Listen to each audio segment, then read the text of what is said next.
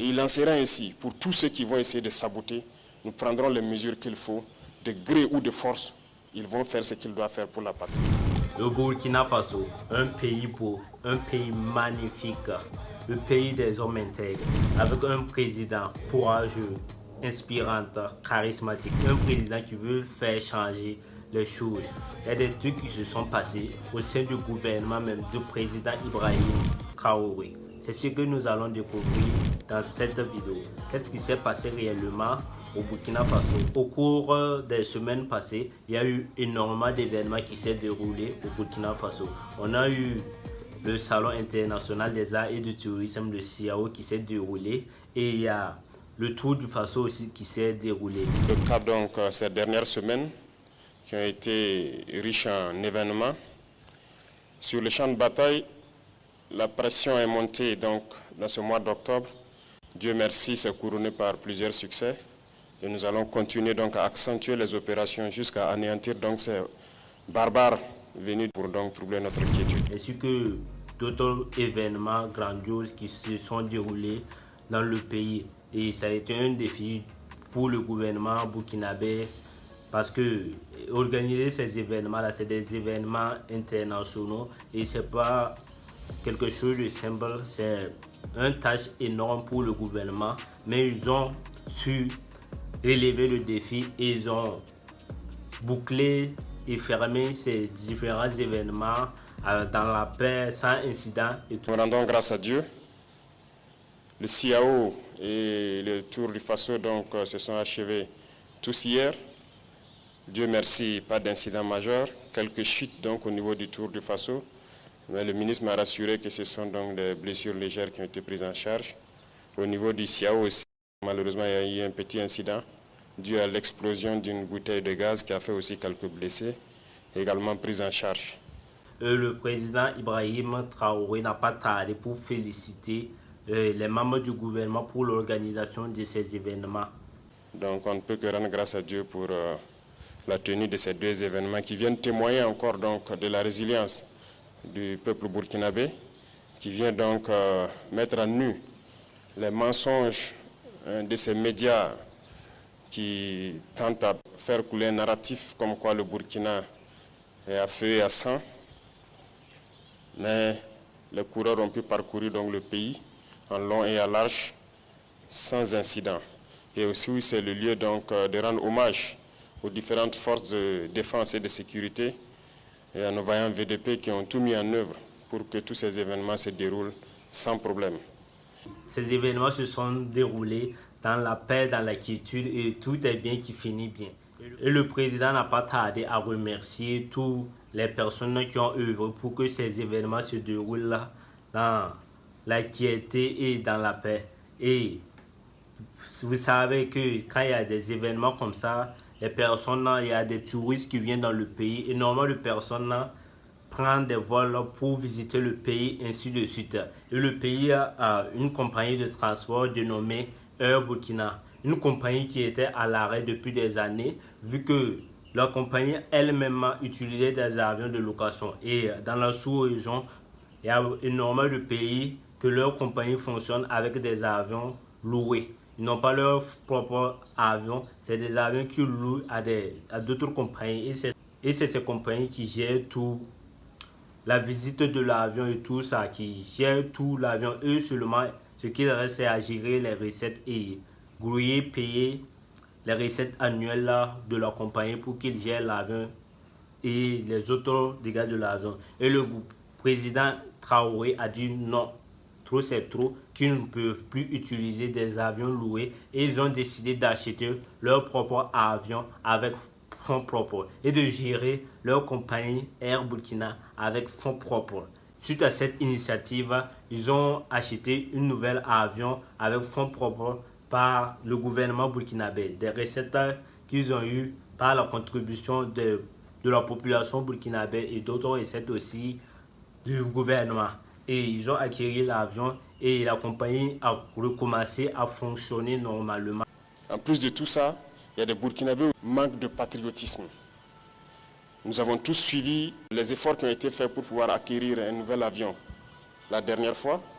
Et c'est une fierté pour la population burkinabé. Tout le monde était content par la relance de Air Burkina dans le pays. Et c'est une fierté aussi qui montre la souveraineté du Burkina Faso à avoir ces projets-là et à gérer ces projets elles-mêmes. C'est comme ils sont dans la même logique que le président Thomas Sankara, produisons ce que nous consommons et consommons ce que nous produisons. Ils ont décidé de gérer leur compagnie aérienne eux-mêmes. Ils n'ont pas fait recours à d'autres compagnies aériennes européennes, américaines ou russes. Ils ont décidé de jeter leur propre avion avec fonds propres et de gérer leur avion aussi avec les ressources du pays. Et il y a un incident aussi qui s'est posé à là.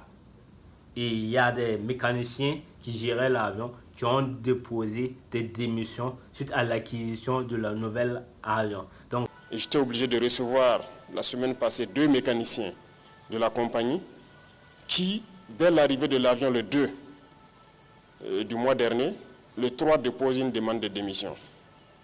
La compagnie a commencé à travailler et ces mécaniciens ont décidé de déposer leur lettre de démission. Les personnes chargées du bon fonctionnement de Air Burkina ont cherché à savoir quelle a été la motivation de ces mécaniciens pour qu'ils déposent leur lettre de démission comme ça brusquement, vu que c'est la relance de l'avion, même c'est le moment qu'ils ont bel et bien besoin d'eux. Et ils ont juste dit qu'ils demandent un hausse de salaire. Ils veulent qu'on augmente leur salaire.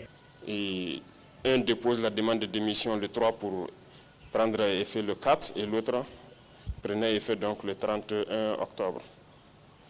Et pour cause, ils demandent une augmentation des salaires de plus de 2 millions. C'est du sabotage. Vu que la compagnie s'est relancée et que les activités commencent à fonctionner normalement, ils demandent un hausse de leur salaire. Et le ministère en charge de la question a essayé de discuter avec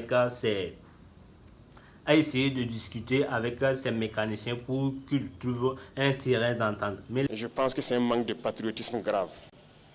Le conseil d'administration a essayé, vaille que vaille, de les raisonner. Ils sont même allés faire des concessions jusqu'à 400 000 francs de plus sur leur salaire et tout. Ils ont refusé catégoriquement, ils ont refusé de travailler. Les mécaniciens ont demandé un hausse de 2 millions de francs CFA sur leur salaire. Et le ministère les a proposé 400 000 francs sur leur salaire. Et ces personnes ont littéralement refusé l'offre du ministère en charge de la question. Donc on sait bien que l'avion, à chaque vol, on a besoin de vérifier un certain nombre de choses pour qu'il puisse se relancer. Mais ils ont refusé de travailler pendant que le nouvel avion venait d'arriver. Ça, c'est du sabotage pur et dur. Un avion qui arrive le 2 et le 3, vous décidez de ne pas travailler, des mécaniciens. Nous étions obligés de les recevoir.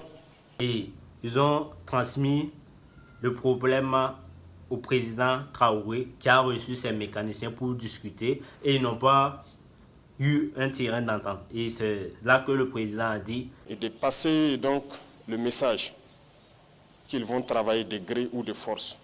On ne demande pas à quelqu'un, nous n'allons pas négocier encore. Ils vont travailler et c'est ce qui est en train de se faire. Le président a dit qu'ils acceptent ou pas, ils vont travailler de force. Et ce n'est plus une question de demande, ils ne vont plus négocier avec eux, mais ils vont travailler avec la force, qu'ils veulent ou pas. Et cela, le président aussi a parlé de ça, voilà, sur ces incidents. Et il a dit que c'est des œuvres de sabotage, que ces mécaniciens veulent saboter le président, un avion que le gouvernement a acquis de fonds propres pour que travailler. Et il y a énormément de Burkinabés qui travaillent dans leur compagnie et eux, ils se permettent de saboter tout simplement le truc. Et ils les ont obligés de travailler maintenant. Ils ne vont plus hausser leur salaire, mais ils vont travailler forcément. Dites-moi ce que vous en pensez de la réaction du président Traoré suite à ces événements et cet incident avec les mécaniciens. Et il a ajouté qu'il y a des... À l'armée de l'air, il y a des mécaniciens qui ne touchent pas ce qu'eux ils touchent, mais qui se sacrifient jour et nuit pour que les appareils soient en vol pour pouvoir soutenir les forces combattantes. Ils n'ont jamais réclamé un franc de plus. Donc ce sont des genres d'esprits que nous sommes en train de combattre. Et c'est pourquoi j'ai dit faire une révolution, ce sont des défis. Et tous les jours, il y a des défis.